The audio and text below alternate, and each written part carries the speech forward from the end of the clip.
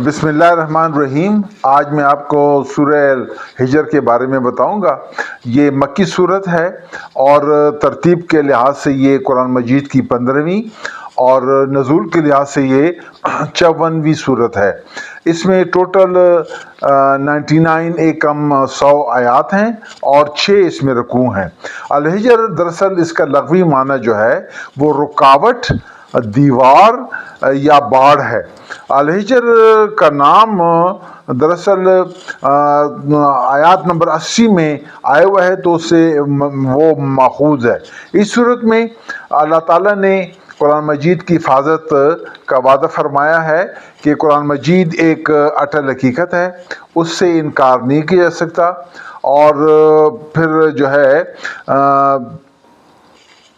حضرت صالح علیہ السلام جو ہے وہ قوم نمود کے لیے بھیجے گئے تھے، تو جو الحجر میں رہائش پذیر تھی۔ الحجر دراصل مدینہ اور تبوک کے درمیان ایک جگہ ہے جہاں پہ یہ حضرت صالح علیہ السلام کی قوم سمود رہائش پذیر تھی۔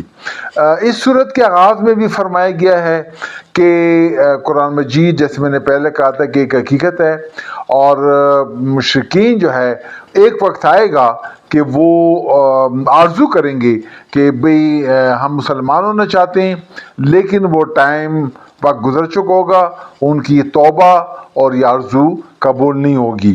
پھر اس طرح سے یہ بھی فرمایا گیا اس صورت میں کہ ہر چیز، کہکشاں، سورج، چاند، ستارے اپنے اپنے مدار میں اپنے اپنے حساب سے گردش کرتے ہیں، تو یہ اللہ تعالیٰ کی نشانی ہے۔ زمین رہائش کے لیے اور خوراک کے لیے اگائی گئی ہے۔ انسان کی تخلیق کا بھی ذکر ہے کہ انسان جو ہے وہ مٹی سے پیدا کیا گیا اور جن آگ سے پیدا کیے گئے۔ جب ان میں روح پونکی گئی تو فرشتوں سے کہا گیا کہ آپ ان کو سجدہ کریں۔ فرشتوں نے سجدہ کیے ما سوائے شیطان کے۔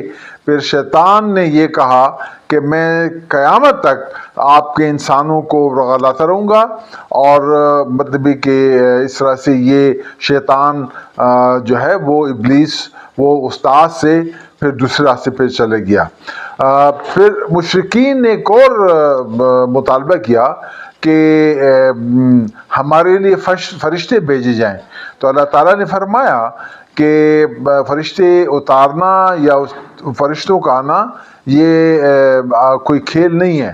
اس طرح سے حضرت ابراہیم اور حضرت لوط علیہ السلام کی قوم کے فرشتوں کا ذکر کیا گیا کہ ان پہ فرشتے کیسے آئے تھے۔ حضرت لوط علیہ السلام جو ہے وہ دراصل حضرت ابراہیم علیہ السلام کے بھتیجے تھے، اور ان کو سدوم کا علاقہ دیا گیا تھا۔ اس طرح سے اس میں بہت سے، حضرت شعیب کا بھی ذکر ہے، حضرت لوط علیہ السلام کا بھی ذکر ہے، حضرت صالح علیہ السلام کا بھی ذکر ہے، حضرت ابراہیم علیہ السلام کا بھی ذکر ہے، مطلب کہ اور ان کی قوموں کا بھی ذکر ہے۔ تو یہ میں نے پہلے بھی بار بار کہتا ہوں کہ تمام مکی صورتوں میں توحید، عبادت، رسالت، قیامت اور قرآن مجید کی حقیقت کا ذکر ہے۔ ان الفاظ کے ساتھ فیصل کو اجازت دیجیے گا۔ السلام علیکم ورحمۃ اللہ وبرکاتہ۔